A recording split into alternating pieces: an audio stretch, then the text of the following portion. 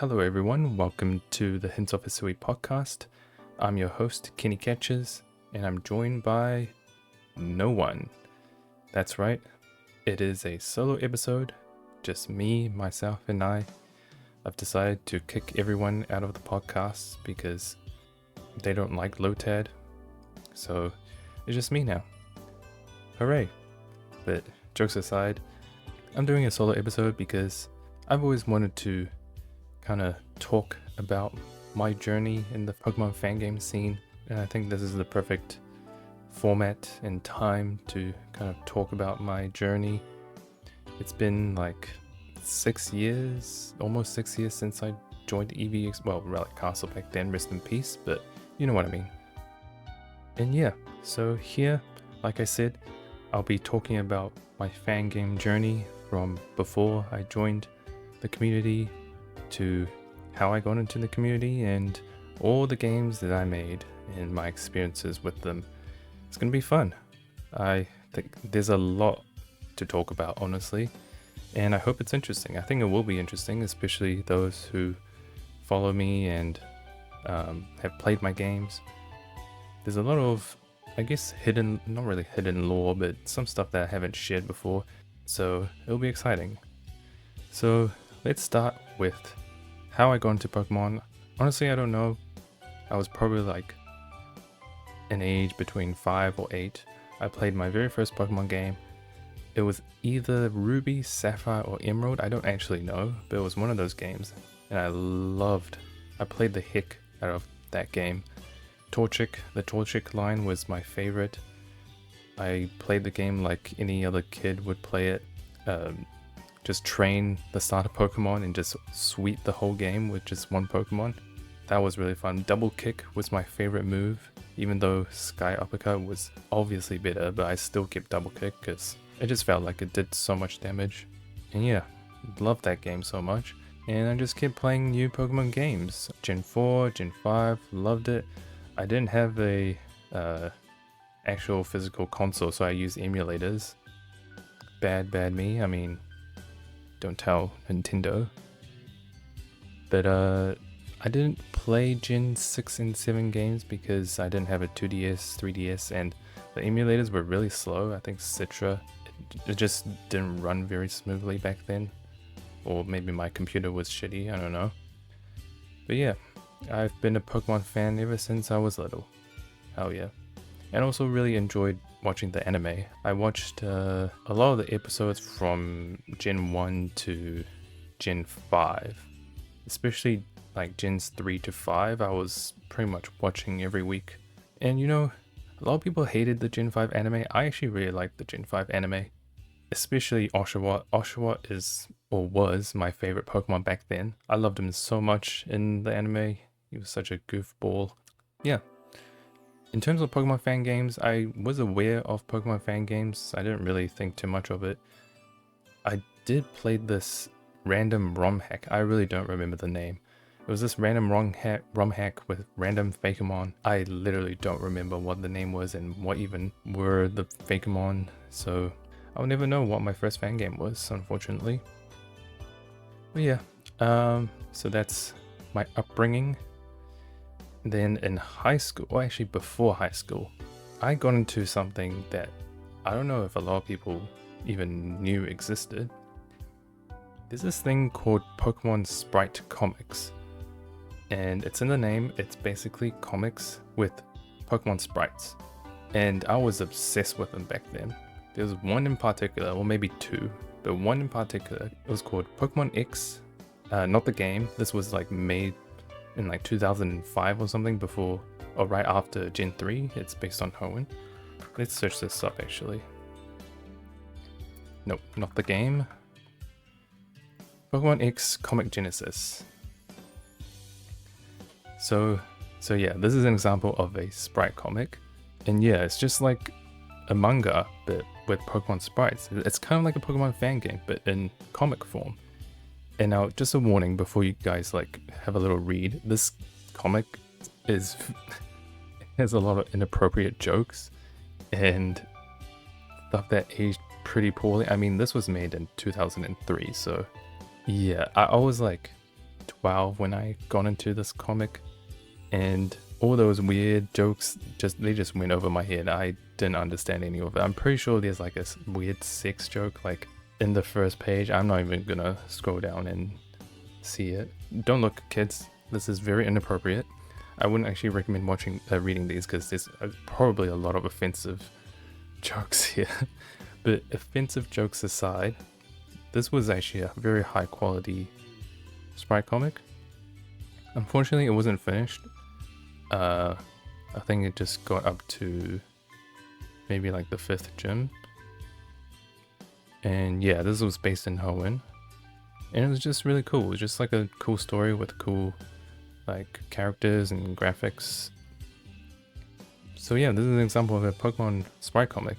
I don't know if you guys know about this, but let me know if you do, because I feel like it's a very niche thing. There's another sprite comic that I was pretty into called Pokemon Pebble version. Oh yeah, this one. This one's also very ancient. However, this is complete. And look, this ran from 2003 to 2022, which is insane. This guy made sprite comics like every week. I don't even know how many strips there are. Let me see. There's 2,549. I assume there's one per week. But yeah, this is complete. It's also based on Hoenn, and it's a lot more wholesome than the previous one. And I really like this one too. I didn't read all of it because there's just so many.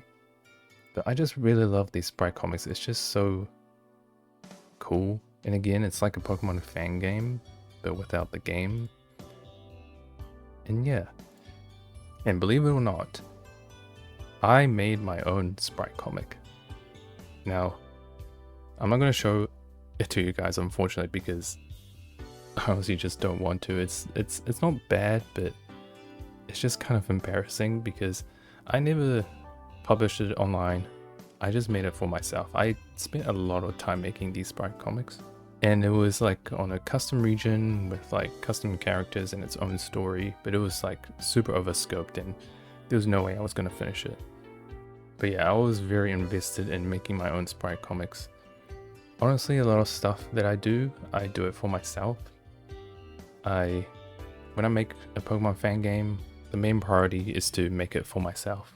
Even if I don't publish it or share it with other people, I'm still very happy to create these fan creations. But yeah, unfortunately I'm not going to show them because it's embarrassing. Just know that I was very invested in sprite comics back then before I made Pokemon Fangames. But yeah, that's sprite comics. Then I moved on to Pokemon Fangames. I started making Pokemon Fangames like in 2020, like actually make them. But I first came across Pokemon Essentials in maybe 2017, I think. And I think, like many other people, I got into Pokemon Fangames through Thundaga tutorials. I'm sure a lot of people got into making Pokemon Fangames from this video. I mean, this video almost has 1 million views. But yeah, I came across this, got super interested, got a pirated version of Pokemon RPG Maker XP and Pokemon Essentials, of course. And yeah, I just kind of played around with it. I remember I also watched Thundaga's Summit Trials dev videos or VODs. Oh, this is a playthrough. Does he still have those VODs? He uploaded Twitch streams where he just recorded or streamed his whole development process for this game, and I thought it was so cool. It was just mind-blowing just seeing someone just create a Pokemon Fangame so easily, and that definitely inspired me to make my own. But yeah, Thundaga is really awesome. He's still making tutorials now and then. Hope he streams again. But yeah, so let's talk about the very first Fangame that I tried to make. And this is going to be fun because back then I used to write notes by hand. Isn't that crazy? Like using a pencil? That's like a foreign concept nowadays. So I'm going to show you guys all of the notes that I used to write. And specifically for this game called Pokemon Dragon Age. Excuse my terrible handwriting, these are just rough notes. But yeah, this was, I think I wrote a date here. Yeah, this was in 2019. So I was actually in university at this point. But yeah, this was my very first fan game that I tried to make. It's called Pokemon Dragon Age. I like how the objective is to create a Pokemon game that's not too long, roughly 8 hours.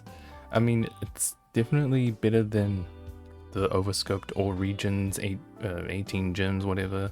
But 8 hours is still pretty lengthy. Like, most of my games are under 8 hours. But yeah, so the general story is that it's set on an island a distance south of Kanto and Johto. Time is around 50-ish years before Gen 1. But the main concept is that this is when they discovered the dragon type for the first time, which is Dragonite, in an underwater cave offshore. The villainous team races to catch the Pokemon and use it to contact the legendary dragons, Rayquaza, Reshiram, Zekrom, Zygarde, etc. myths. But yeah, I thought this was a pretty cool concept, just a story based around the discovery of the first dragon type Pokemon. And yeah, so the idea so far is kind of cool, and I'm kind of reading this for the first time as well in a while. 16-year-old girl boy is in high school. Good friend male hears and news about the dragon type and wants to search for it. You, other good friend female, goes to a nearby cave to find Pokemon. Around level 20. Cave is dangerous, teacher blocks the way, have to defeat before going. Trainers scattered around as usual, not too many towns. A mountain, snowy with one town. At the end, Pokemon are around level 40 to 50 depending on time and plot. So I liked how I really managed my scope back then, even though it's still pretty overscoped for a first game. I think I was pretty realistic. And here, early game general timeline. Main character and friends go to a cave to find dragon type Pokemon, or dragon Pokemon, go through frost using trainers, class leader blocks the cave, battle, go through cave, see bad people, defeat, then gets a reward and internship at dragon finding place thing. They go to town through beach. Map design. Nice. I have no idea what's going on here, but cool. Main character ideas. Protagonists. Main character's friend, feisty, adventurous, clumsy, stubborn, fighter, brave. Female friend, strong, witty, conserved, secret, mysterious, optimistic. Antagonist, Team X leader. I think it's not actually called Team X, I think I just haven't thought of a name yet. Motivations, wants to capture dragon types so they can be closer to the legendary dragons and potentially find the meaning of life. Admins, 3 admins, one of them becomes good and helps the team. Oh, that's pretty interesting. Grunts, plans, first cave, find dragons, find minerals, invade main town, government, dragon hunt place, race to underwater cave where Dragonite lives. Mini rival, classmate, jealous of a main character, starts off bitchy, but eventually helps them. Nice. First town map designs. I actually did map this, I remember, but unfortunately I couldn't find it, not even in my old laptop and stuff. But I definitely mapped this, and it looked exactly like this pretty much. I mean, it's like a typical first town. It was very blocky and kind of empty. At least I had a plan. Next, plot ideas. Possibly go steal Pokemon from the school, then after beating Grunts, school forgives them, especially how the Pokemon is nice towards the protagonist. First rival battle, right after stealing. Second rival battle in cave to see who can get treasure. First rival battle after defeat. I don't know what's going on here. Oh, Mega's cool. Oh, Charizard. I like. Okay, so I definitely listed out potential signature Pokemon for each character, and I love how I just circled Charizard, because Charizard is just that cool, huh? And of course the female friend gets Gardevoir, of course. Class leader gets Alakazam. Evil team. Cool, cool. And yeah, that's the final starting town. Look at these roads. They're so rigid and boring. School design. I also designed this. I remember it was like a simple generic interior map. Okay, plot ideas. Start at class. Teacher talks about mystery of dragon Pokemon. Intrigues friend. And you talk. You want to borrow Pokemon. Friend already has a Pokemon, so friend and you go to storage room. And I guess these were the starters. Started at level 20. They go home. Next day, meet up near forest that leads to cave. Meet with rival. Yeah, so I actually did event the first classroom cutscene. I remember doing this part where you and your friend go to the storage room to steal a Pokemon. I remember that. August 11th, completed basic NPCs. Yeah. Oh wow, I actually logged my progress. That's pretty cool. This is like the 100 streak jam. Early Route 1 ideas. This is a crazy Route 1. Just a... wow. I don't know what's going on here. Route 3, beach. Oh, this is the final design. Still pretty linear and boring, but... yeah. Oh, and that's it. So, yeah. I pretty much gave up after this. This Fangame, like, went nowhere. At least I had a lot of cool ideas. That's what counts. Yeah, that was cool. There's more notes, but that's for later. Actually, let's talk about it now. There's another Pokemon project that I had in mind for a very long time. This was after I joined the scene. This was, I think, during 2020. This was right when I joined the community. So this project is called Pokemon Riolu and I. A different kind of Pokemon game, no gyms, no evil team, no catching Pokemon, just Riolu and I. Love it. From the very beginning, I was already straying away from the gym formula. Awesome. We're on a small island, very small, quite short, aiming for a few hours. Okay, so I still manage my scope pretty well. I don't... are these supposed to be islands? Like, they're just random blobs. Brainstorm core ideas. Don't be too generic or cheesy. Play around with Riolu and main character's aura, telepathic abilities. You need to expand this later. Not too many Pokemon or characters. Make Pokemon feel more alive. Pokédex entries don't have to be too long as if the story is good enough. Have a hooking hook. Very vague, I know. Random idea. But Riolu doesn't learn Aura Sphere until it evolves. I don't know what this means. Well, too bad. It should have evolved by now. Obviously it doesn't like you since it... oh, right, okay. So I think the main concept is that this character has a Riolu, but it hasn't evolved yet. And people doubt the main character and the Riolu's friendship because Riolu evolves through friendship, right? So something like that. Early story ideas. Opening, main character and Riolu try to get Apple on top of a big tree.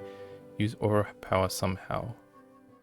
They're late for a field research thing at a forest or cave. One bitchy and some bitchy girl says the main character sucks. Main character thinks everyone is defined by their Pokemon. Why can't Riolu evolve? Sad face. Aura powers though. I'm on a roadblock. I don't know how to play with the aura mechanic. I love how it just straight up wrote, I'm on a roadblock. I was thinking about some sort of aura mechanic.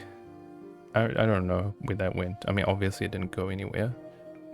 Or maybe here. Can detect Pokemon emotions. Main character can too. Yeah, I don't know. I was pretty stumped on this, clearly. Themes. Trainers are defined by their Pokemon. Pokemon are like a part of their trainer. Losing one makes them feel empty. Bond between Pokemon and humans. Characters. Inexperienced, close with Riolu. Him, only, dependent, somewhat motivated, clumsy. Bitchy girl. High ego, stubborn, only because she believes Pokemon equals power, battles equals power. Maybe then she realizes that it's more about winning battles. Side guy, main characters. You know, something I noticed is that I used to write way more notes and plan way more. I think, honestly, like, when you're making a Pokemon fan game, I think you should just make something, like do a map, do an event, instead of doing a bunch of like planning and stuff. If you don't have something, I feel like it's really hard to make progress. That's what I learned. Maybe riolu and my main character can see each other during the dark. Maybe not force a mechanic. Good idea. Maybe I was too focused on this aura mechanic that I could never figure out. Oh, here's bitchy girl again. Don't you understand how the Pokemon world works? You train strong Pokemon, win battles. That's how you earn respect. Main character, riolu and I can't be separated. If he's in the Pokeball, we aren't connected. Okay. And I think that's pretty much it. Yeah. So this was riolu and I. I always had this in my mind. I always wanted to actually make this game, but I never really thought of a good idea. Yeah, I probably won't make this game. It was cool to see all these like ideas and stuff. I'm really glad I wrote these notes because it's really cool looking at these now. But yeah, hope that was interesting. That were my notes. There's some more notes later, but I want to talk about how I got into the Pokemon community officially. That was during COVID. I'm sure I know that a lot of people joined Relic Castle during COVID, and I was one of them because I was always at home, felt pretty lonely, bored, and so why not start making Pokemon fan games? And for some weird reason, instead of making a game myself, I wanted to join somebody's team. And I really don't know why. I think being lonely is part of the reason. But what I would do is just go on the Pokemon RMXP subreddit and just look at recruitment posts, because there were actually a lot of recruitment posts back then on that subreddit. And I decided to join one fan game, and this fan game was very popular. I'm sure many people have heard of this. It's called Pokemon Ethereal Dreams. Now, if you know, you know. That game no longer exists. The developer is no longer part of the community for reasons. Again, if you know, you know. But that was my first Pokemon fan game project that I quote unquote contributed to. But honestly, my role was just a playtester, because I knew Pokemon Essentials, but that was before I made my first fan game, so I was pretty rusty. I was just an ideas guy, and we love ideas guys. Idea guys. But I did a ton of playtesting. I played that game so many times. I don't even know why. But yeah, I mean that was a cool game, but I didn't really do too much, honestly. And one of the jams happened during that time. I think it was Summer Jam. Actually, I could check here. I think that was Summer Jam 6. Yes, Summer Jam 6. The theme was Escape. Now, I thought about making a game for this. In fact, I did make notes. Pokemon Game Jam Test. Main character going to explore cave/mountain. Outside entrance, friend goes, "Are you sure?" In the middle, you get into trouble, but friend saves you. I had a bad feeling about you. Teams up with friend. Near the end, find treasure. Climax, exit before collapse/escape. Scientists in the middle to give world building, mountain. Strength puzzles with switches. That's where we meet the scientist. Ice puzzles, word puzzles, mazes. Strong wild Pokemon throughout, then collapse to bottom. Bumps into scientists before collapse. Weird atmosphere, not cold, hot and cold deformed. But yeah, this was kind of honestly a pretty boring concept. You just go to a mountain and then you try to escape. Like, it's a very generic. I think I just wanted to make strength puzzles, I think. Just like puzzles, I guess. But I do remember making some maps for this. I can't find it anymore. Yeah, and again, another concept that didn't go anywhere. But yeah, that was Summer Jam 6. I didn't do much. I mean, in 2020, even though I started thinking about fan games, I didn't really do much that year.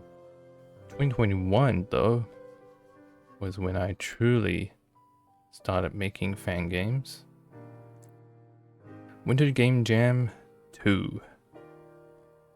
So this was the one where there were required assets. And I actually almost forgot about this jam.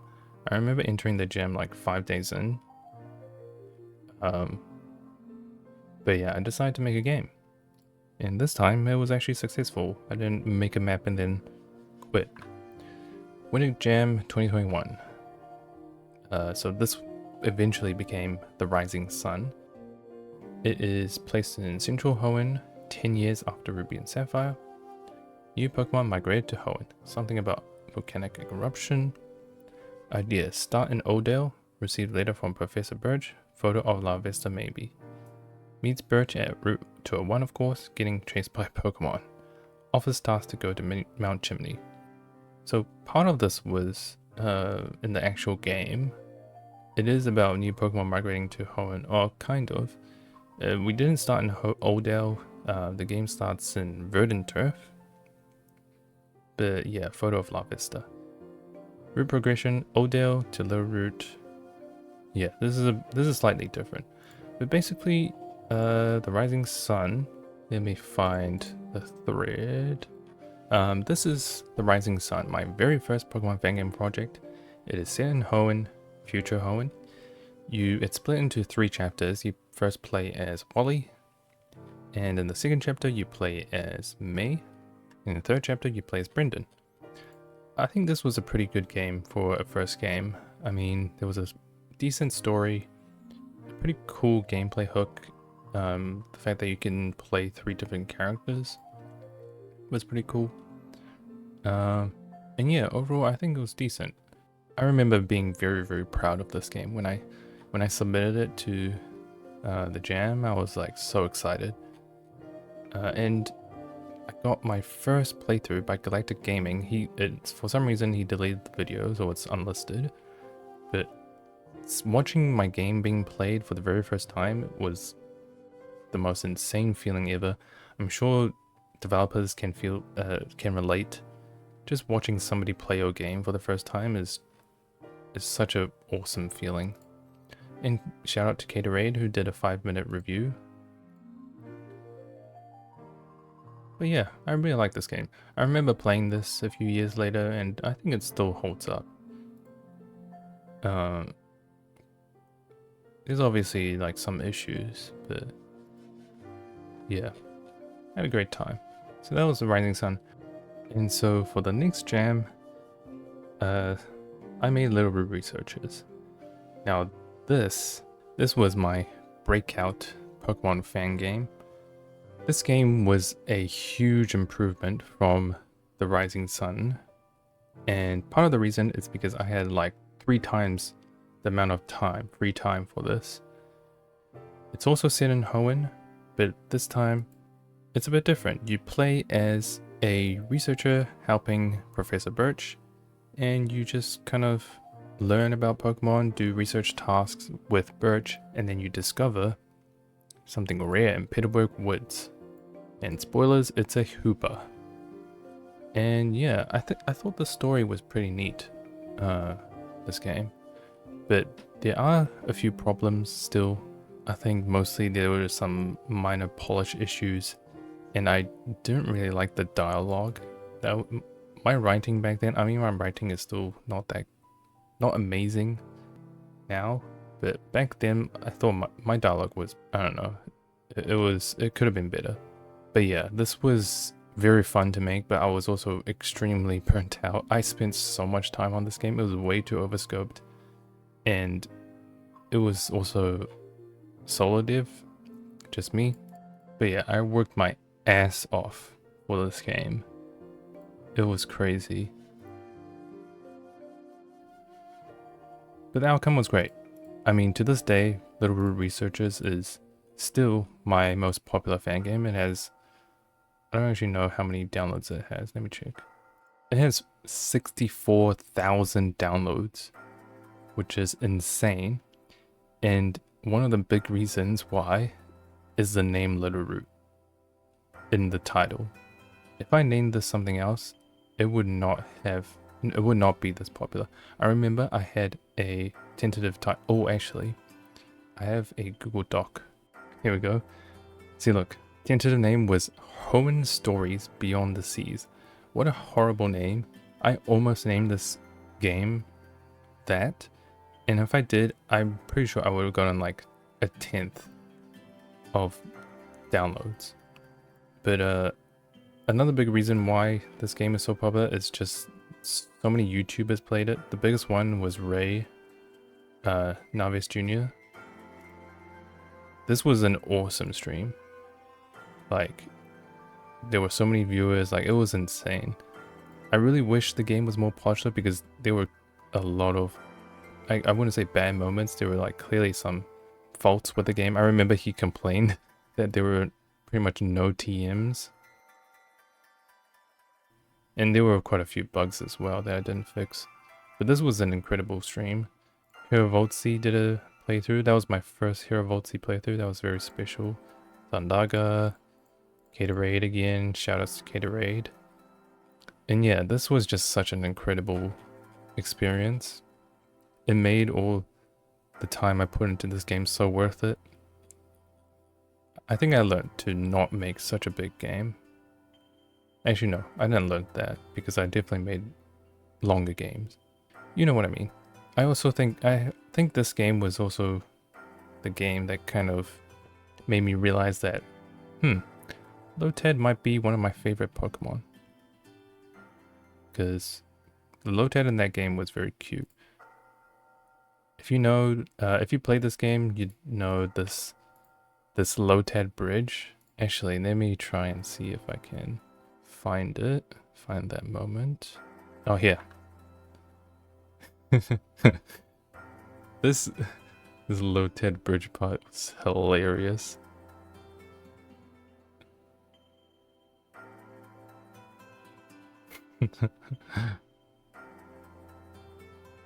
Yeah, everybody loved that. I loved that too. And yeah, that was Littleroot Researchers, my most popular game to this date. Haven't made a more popular game since, although Slowpoke Shack did get is pretty popular. It's quite close, but we'll talk about that later. So yeah, that was Littleroot Researchers. I think that's pretty much it for that. Oh, and I also learned how to make fogs for that game, and shout out to L's fog tutorial. Fogs honestly like transforms a game. If you have nice looking fogs, it can make your game like 10 times better, more appealing. But anywho, let's move on to the next game. The beginning of my suffering. A farfetchd story. This was for Winter Jam 3 in 2022. So 4 years ago actually. Now, the idea I had for this game, do I have a doc for this? Oh, actually, sorry. Before we move on to Farfetchd story, let's read through this. Yeah, I had a kind of generic development document. Lovely Lotad, odd one out, ship ahoy, amnesia, missing pieces. Things I want in the game. Lotad path, sleeping Caramorupt. If you don't know what this means, basically, I put a sleeping Caramorupt in every single game. Starting from the Rising Sun, you can see in the screenshot, this dude here. And I put it in, I think, not all, but most of my games. It's just kind of a little Easter egg that I put to those who have played my first game. Yeah, just characters. I quite like the characters that I made for this game. It had a pretty neat character arc. Credits, progress. I like how I logged progress back then. But yeah, I spent way too much. Oh, so no one knows this. I was gonna make a DLC for this game. As you can see, Jan 2022. This was right before a Farfetchd story. So this was gonna be called Hoenn, or like DLC Camera Islands. So you would just go to a new place to research, and you discover a whole new ecosystem with rare Pokemon and decide to camp there. But yeah, I remember planning a DLC, but I didn't. It was just planning. I didn't make a single map or event. Yeah, so I ran into several issues during planning. Don't have temple or puzzle tiles, have to make them myself somehow. Probably need to tie in Hoenn somehow since, you know, littleroot researchers.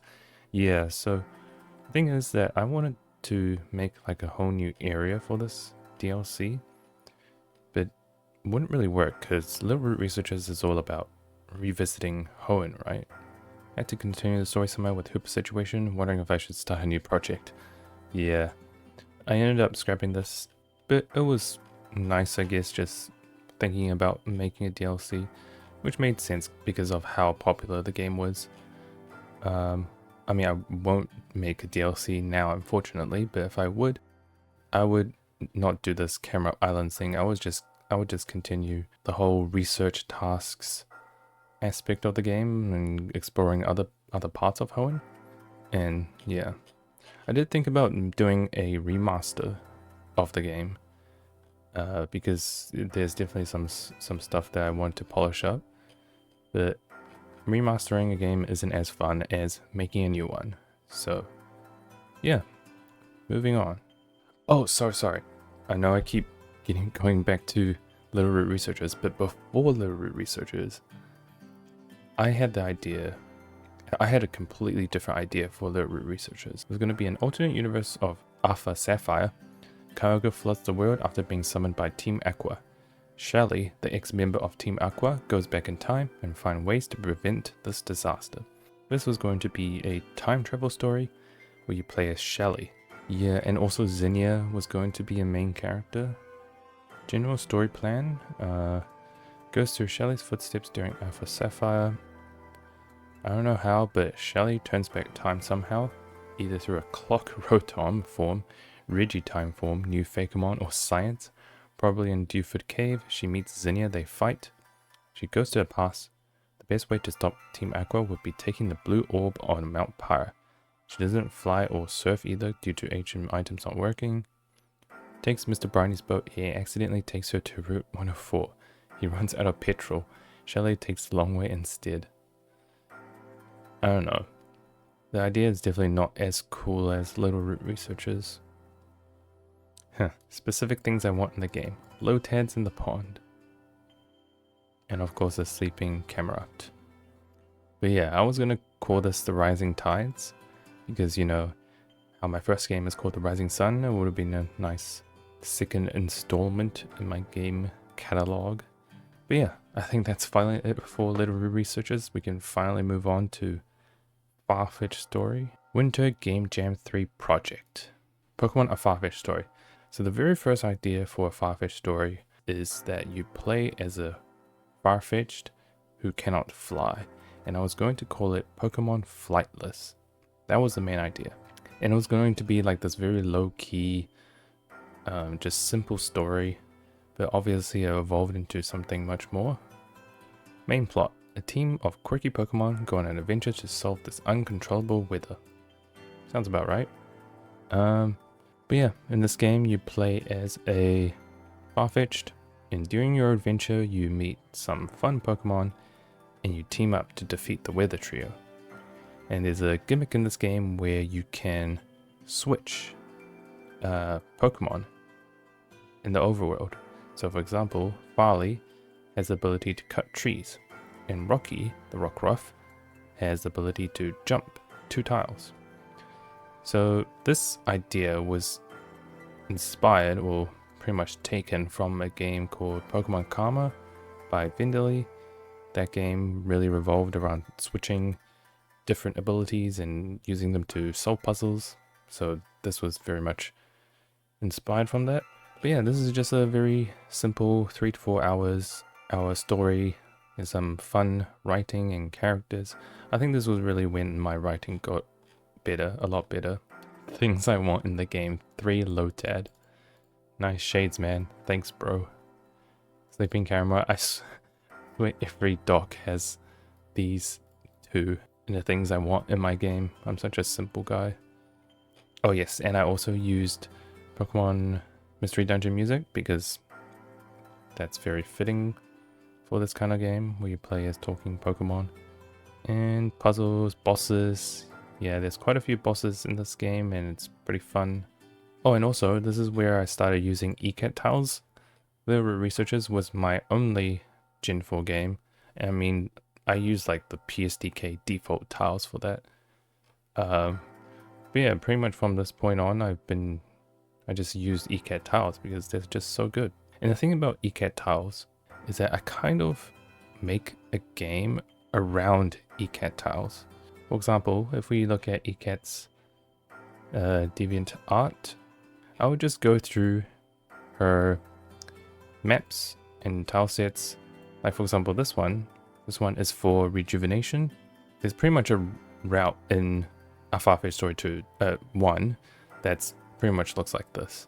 And I take even more inspiration for a Farfetchd Story 2. Some minor spoilers, like for example, like I see this arena map, this simple arena map, and thought, hey, what if I made some sort of battle tournament in a Farfetchd Story 2? And that's what I did. There's a very cool arena in that game. Another example would be like this Nose Pass Spring. This is the first area in a Farfetchd Story 2. I'll talk about Farfetchd Story 2 more later. But what I'm trying to say is that my games really revolve around ECAT's tiles. Like if ECAT did not exist, my games would be so much worse and they would have been a lot different. And honestly, I probably would have stuck to Gen 4. But yeah, a Farfetchd Story is very cool. I'll talk about it, the sequel that I've been working on for 4 years later. Oh, and also before I move on to the next game, this game was heavily inspired by Bennett and Gilmon, a Pokemon movie. This game is incredible.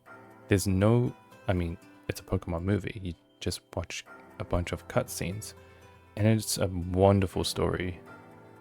Like, beautifully written.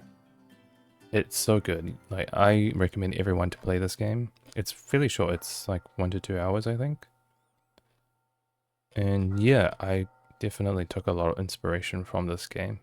Next is, oh, Pokemon Apogalypse. Now, I don't have a EV Expo thread on this, so I'm just going to play a playthrough. This game was made for the Pog Jam, hosted by Thundaga. This is a week-long jam, and essentially this was just a small goofy game using a Farfetchd Story assets. You play as Charlie the Charmander. You go around this little town helping your friends and such, but then suddenly in the middle things get weird, very weird. Now let me just show you this one cutscene. How did this happen? No! Oh shit. Welcome to the apocalypse. It's the guy. And the craziest thing happened. I love Thundaga's reaction to this. This fight. Maybe something like this. No, it's Fortnite. No. Or this. It's a Morbius. Ah! It's morbing. Or even this. No, Among Us. Yeah, this game was very silly. It's just a fun little 30-minute adventure full of poggers. But yeah, that was 2022. So in 2023, I made quite a few fan games in 2023. Okay, so for the start of 2023, I teamed up with Endless Voltzion and Ronco. And our plan for the Winter Jam was to make this overscoped, legend-style, open-world game with multiplayer functions. Which is crazy. I don't even know if this still works. Okay, it does work. But yeah, this is a very, very ambitious game. I'll just skip the intro. Okay, cool. It works. So yeah, as you can see, the screen is very, very big. There's a whole new UI. And there's also mouse functionality. Sorry, I probably should full screen this. There's also regional starters. This cool Snivy, Chimchar, and Mudkip. Now the main thing I want to show you guys is how you catch Pokemon in this game. Oh no, it crashed. Let me just cheat and give myself some Pokeballs, because I just want to show you guys. Look at this, isn't this awesome? And this Involtion scripted this cool catching mechanic that's like Legends Arceus. And yeah, that was all I want to show you guys. I do want to show you guys the project, because for this game, I made a shit ton of maps. And let me tell you, these maps are like the best maps that I've ever done. Like for example, Salago Meadows. Oh, this one. Sambucha Lake. This is one of the greatest maps that I've ever made. Oh, and this one. Merlot Coastlands. Like, I've never made such... Like, even to this date, these maps are some of the best work that I've done. I don't know, something about open world, wild areas that are just so fun to map, and you can just go crazy with it, you know. In this one as well, Twine Fieldlands. Yeah, I made a lot of maps, but unfortunately, we barely made much progress in terms of story. Yeah, it turned out to be pretty much an impossible task to finish in a few weeks. So what we did is that we pivoted. We decided to make a smaller game called Pivot. And this game is so cool. This is a Pokemon MOBA. And basically you play as a Pokemon with different unique abilities, and you fight in the arena. And as you can see, there's multiplayer. My personal favorite character is Farfetchd, no bias, of course. And yeah, this was incredible. This was made in like 10 days. And I did all the maps.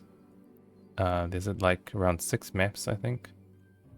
My personal favorite map is the ring. It's just a ring, a boxing ring. And yeah, this was just such a cool moment. I remember just like the whole month after releasing this game, we were just playing Pivot, and it became kind of a big moment for Relic Castle community. I mean, a lot of people played this game. It was just a lot of fun. I remember releasing balance changes every now and then. We called them PPPs, Pivot Patch Preview. Basically your typical MOBA patch notes. It was a lot of fun, honestly, making balance changes and just making the game, working on the game. We did work on a larger update with new characters and stuff, but sadly Endless Involtion decided to ditch the fangame scene, and unfortunately the game is dead. I'm pretty sure the servers are no longer running, so yeah. And also this game was made in Essentials, which on one hand is incredibly impressive, but also very limiting. I mean, I didn't do any of the scripting, so I was just a mapper and balancer, I guess. But yeah, this was super cool.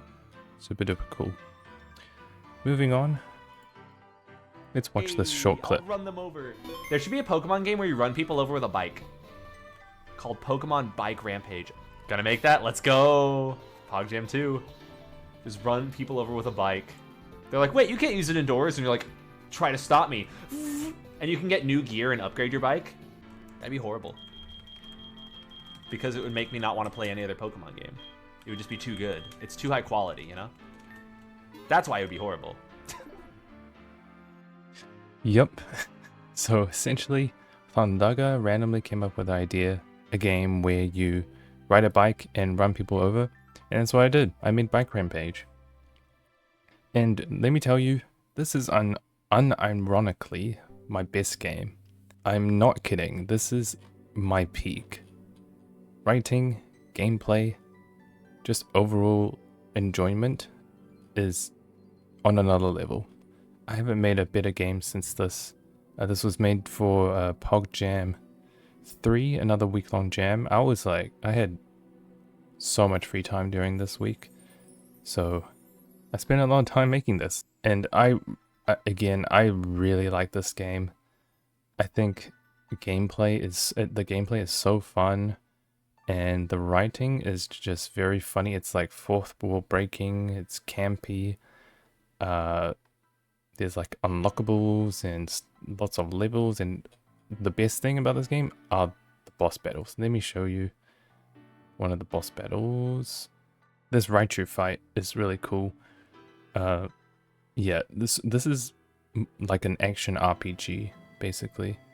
Oh yeah, I haven't really talked about like what's the main gameplay. Basically, you go through different routes of Kanto and you just run people over. It's really funny. But let me tell you, the final boss is insane.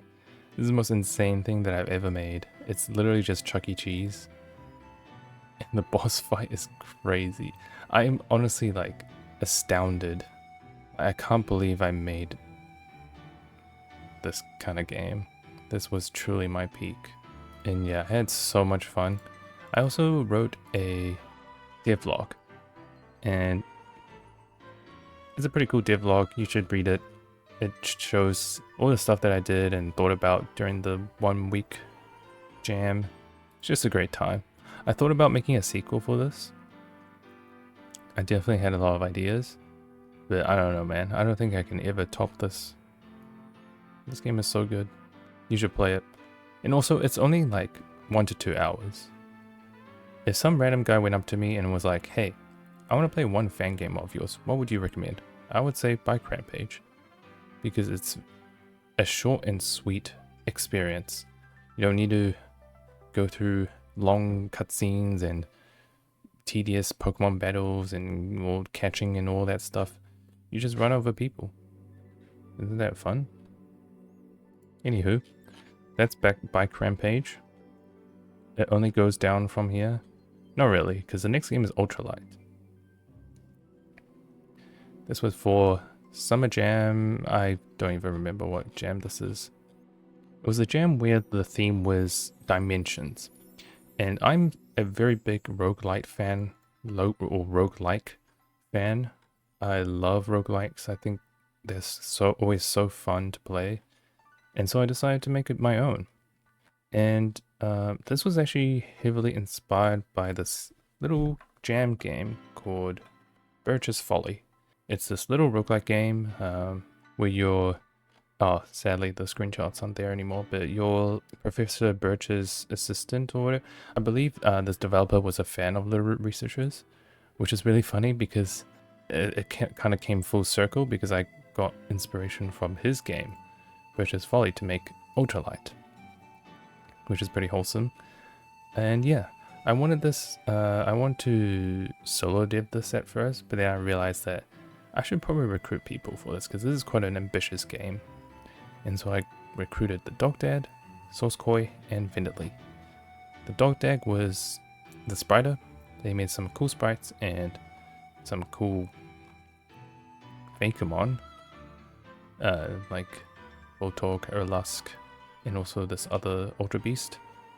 Sourcekoi was the balancer, game designer, scripter, all sorts of stuff. Oh, and writer. He did all the writing in the game. And Vinditly, of course, is the amazing scripter. She did a lot of scripting this game, especially the gimmicks and the whole roguelike node system. But the main gimmick is that you get these support Pokemon in each stage. So you go through these different Ultra spaces, and at the end you defeat an Ultra Beast. But you get these things called support Pokemon that can grant you unique benefits and aid you in battle. For example, Grubbin has a 20% chance to use String Shot at the end of each turn. So battles become very interesting. There's also these artifacts which is your typical roguelike items that are like power-ups, like this high-tech visor, frisks, anticipates, and forewarns, all in one nifty gadget. And there are a ton of support Pokemon and artifacts, and they were all pretty much designed by and implemented by Source-Koi. Let me see, yeah, Source designed 100 plus battles and 100 plus support Pokemon, which is crazy.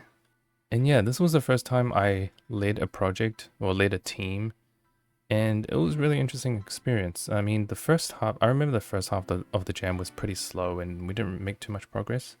Then the second half was where we really powered through and just got a really good game out of this jam. I'm really happy with this game. I think this game is really cool. I think one thing I want to shout out is that Source-Koi was incredibly helpful. He was pretty much the main developer. Without him, like, this game would have played much worse. And also the cool thing was that I think we worked quite well, because for me, I'm like a good mapper and inventor, but I know nothing about Pokemon battles and roguelike design and scripting. I don't really know how to script much. And so Source-Koi did a lot of that. He designed all of the battles. The battles are pretty crazy. They all have like really cool combos and stuff. He designed all the support Pokemon artifacts. He did the writing. I think the story is really cool. And yeah, he did an awesome job. And of course, Finally, Dog Dad were really helpful. Just an overall really solid team. Really happy with this project. We did also work on an update with new areas and stuff, but we didn't finish that, unfortunately. Love Ultralite. Definitely one of my best games, and I'm pretty sure it's my second most popular game. Yeah, that's Ultralite. And after Ultralite, around September 2023, I had an idea. I thought, Halloween is coming up. Maybe I should make a Halloween game. And so for 1 month, I made Pumpkaboo's Party. And this game is very similar to a Farfetchd story. You play as a Pokemon. It's like PMD style, and it's just a story-focused little adventure with some fun, spooky moments. Yeah, I think the story is quite cool. There's definitely a lot of surprising moments, and things get pretty crazy near the end. I definitely recommend trying this, since it's only 1 to 1.5 hours. This game actually got some traction last Halloween, which I didn't quite expect. I guess that's one of the benefits of making a seasonal game, is that people play this every year. Get to play this every year. And speaking of seasonal games, I did think about making a Christmas game right after this, featuring an Iron Bundle. I love Iron Bundle. It's one of my favorite Pokemon from Scarlet and Violet. So I wanted to make a Christmas game, but it was like, nah. I just made Pumpkaboo's Party. I'm burnt out. And yeah, just a little spooky little game. And also, if you have played this game, you would have noticed that after the credits, something happens. And you might be wondering, I wonder if the story will continue.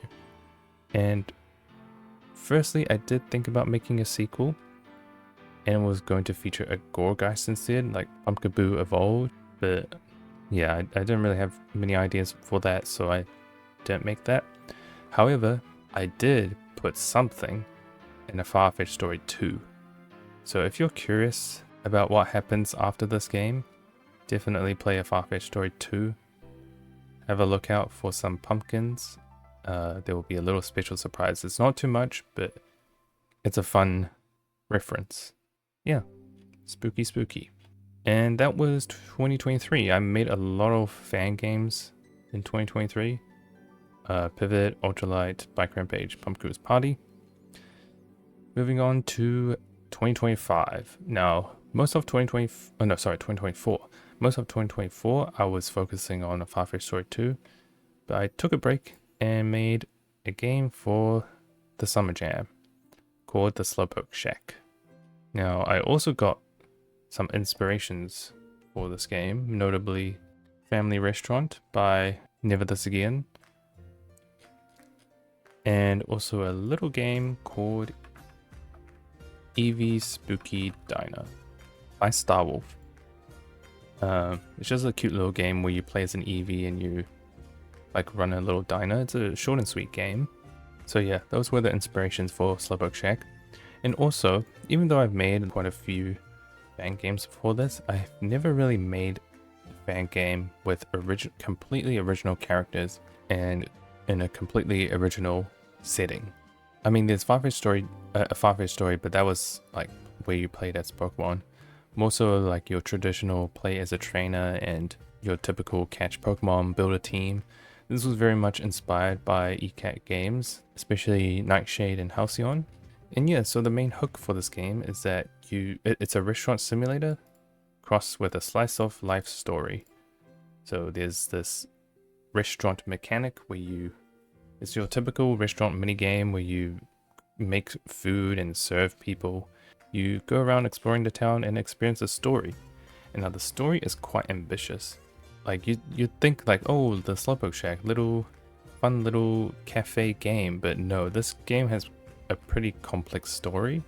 Now, I've always wanted to make a time travel story, but I never had like a solid idea or like an opportunity to really make one. And so what I decided to do was forcibly integrate a time travel story into this game.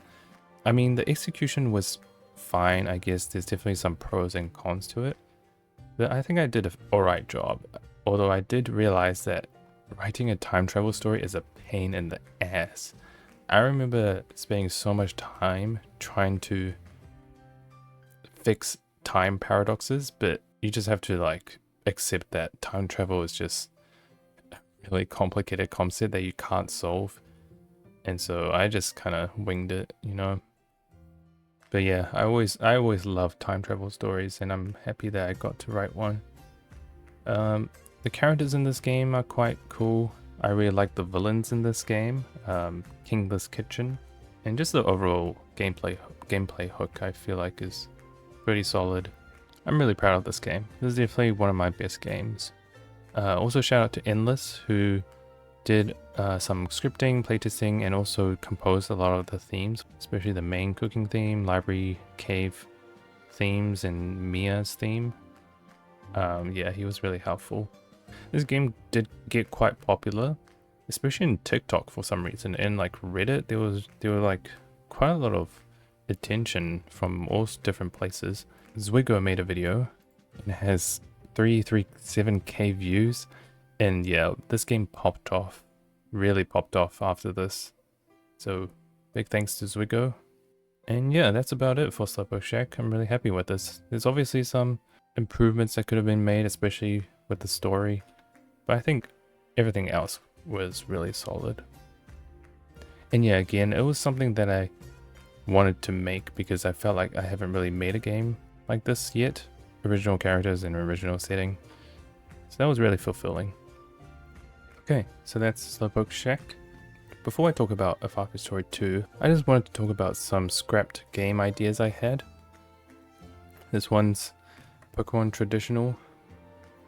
That's not the actual name. I just wanted to make like a very traditional Pokemon game, 8 gym game, 2 gyms for the demo. But it was going to be very story focused, and players will remember the gym leaders, lovable characters with a lot of depth and dialogue. And the main villain hates Pokemon. He wants to eradicate them because they're dangerous.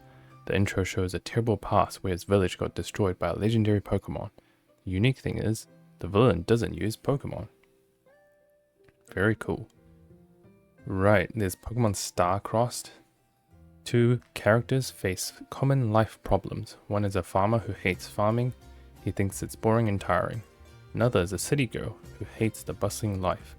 So they both have problems that they want to solve, so they go to Wish Mountain, where Jirachi lives.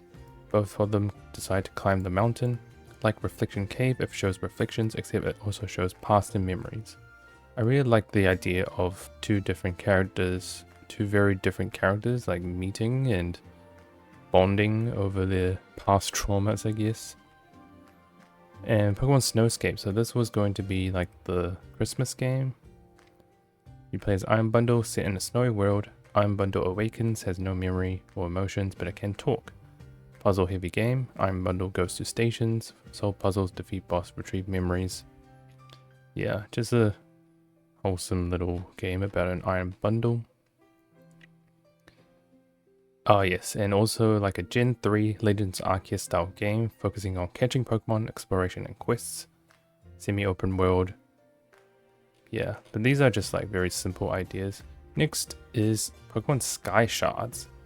So this was created in 2021, so this was like right after Littleroot Researchers. And this was going to be my main game. It was going to be like a competition trial thing, where you're on an island and you have to complete these trials. And wow, look at this, ascended and fallen forms, basically light and dark. So original. But yeah, there was going to be a lot of trials. Like the first trial is going to be in a dojo. Second trial was going to be in a beach where you have a race. Amazing map, look at that. But yeah, this didn't really go anywhere, obviously. So yeah, so those were my scrapped ideas. Okay, now we're on to the last game, which is a Farfetchd Story 2. The game that I've been working on for the past 4 years. Lots of pain and suffering. But I'm just playing the EV Expo trailer that I made a while ago, the first one. But yeah, it's just a continuation from the first game. But this time you mainly play as the other Farfetchd, Pharaoh. And yeah, you just explore the region, meet new characters. It's like the first game, but it's a lot longer and a lot more ambitious. At first, I wanted this game to be like maybe 2 times longer than the first game, but now it's like 5 to 10 times longer. Yeah, it's been a bit of a struggle, to say the least. It's been very on and off. But yeah, I'm just super excited to finally release it, because I've been thinking about releasing this game for the past couple years. Like in 2023, I was like, surely I'll finish this game. Nope, that didn't happen. In 2024, I released another trailer for EV Expo, this one.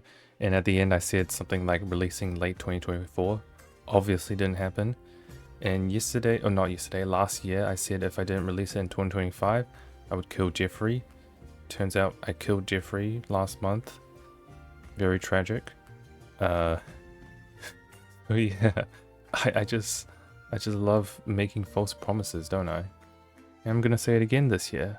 I think this game is finally going to be finished this year. But you guys probably aren't gonna believe me, because it's like the boy who cried wolf. But I'm working on the game every day. This year especially, like this year and last year, I've been really working on this game a lot. There's 8 chapters.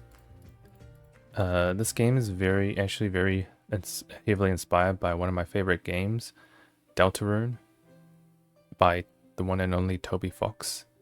I really like both the gameplay and story of Deltarune, and especially like, for example, last year when chapters 3 and 4 of Deltarune released, I got a huge surge of inspiration and added a lot of new stuff in my game. For example, secret bosses.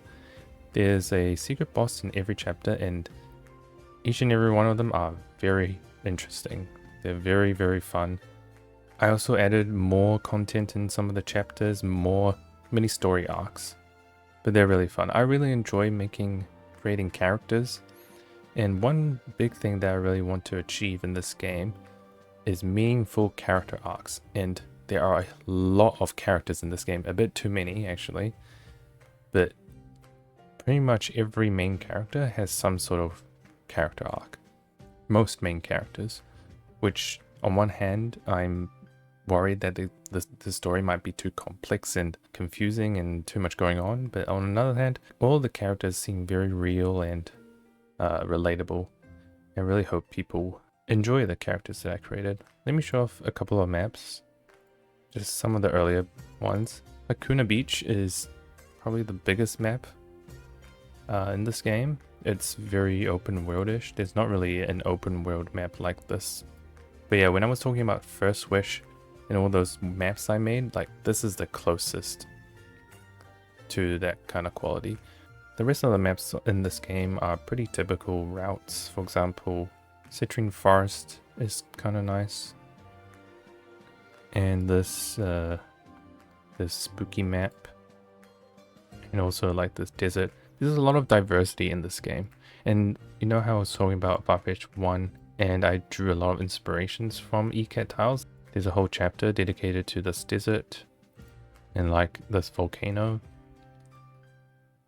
Yeah, I'm just excited to see people's reactions to this game. There are a lot of fun moments.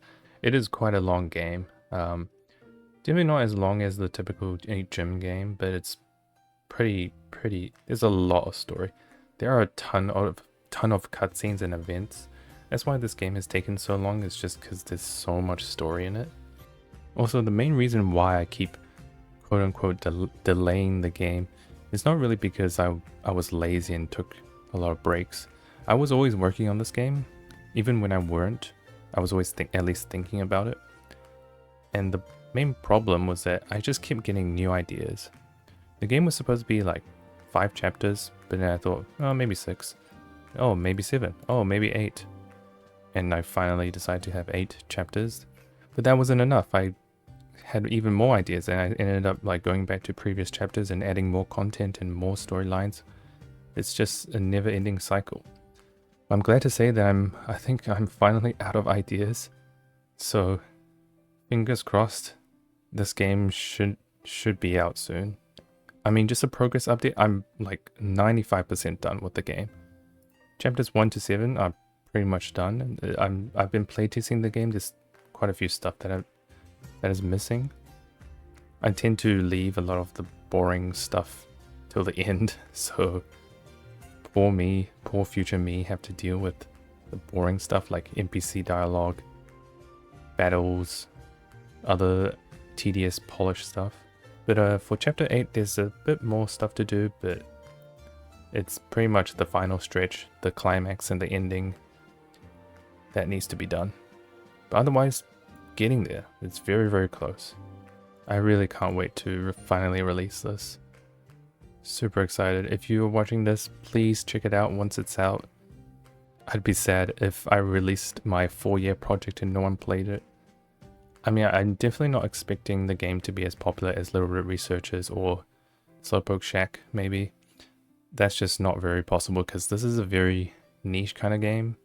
There's no humans, there's no catching, no gyms. It's just a PMD style story.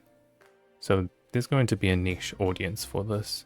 And it is a sequel too, which I am a little concerned that people feel like they need to play the first game, which isn't that long. It's only 3 hours. And to be honest, you can play this game. I will plan to do add a recap, some sort of recap function that you can watch quickly before playing this. So I don't think it's super required to play the first game. But it's very much a continuation from it. So yeah, I don't know what else to say. I'm just super excited. I'm working on this every day, and it's definitely going to be my best and longest fan game so far. Cool. I guess that's it for Farfetchd Story 2. Oh yes, I do plan to do like dev commentaries after releasing the game. So just me playing through the whole game chapter by chapter and just talking about my development process and stuff. So that'll be fun. But otherwise, what's next after Farfetchd Story 2? I do plan to potentially take a break from Pokemon Essentials, and I really want to start making games in Godot. Now this doesn't mean that I'm going to stop making Pokemon fan games. I'll definitely be making more, and I actually have ideas of some Pokemon fan games that I like to make in Godot, yeah, I definitely won't be quitting Pokemon Essentials forever. I mean, I've made 10 fan games. It's a lot, but I still have more ideas. For sure. So yeah, I guess that's it for this video. I know it's been a long and eventful one, I'm sure. Yeah, I hope you enjoyed listening to my Pokemon Fangame journey. I hope it was interesting. I know it's not the typical podcast format, but I definitely enjoyed sharing my journey. And again, once the Farfetchd Story 2 finally comes out, I really hope you guys check it out. Even if you play like 10 minutes, I'll be super, super happy. Yeah. Alright. Thanks for watching. And I'll see you guys next time. Bye bye.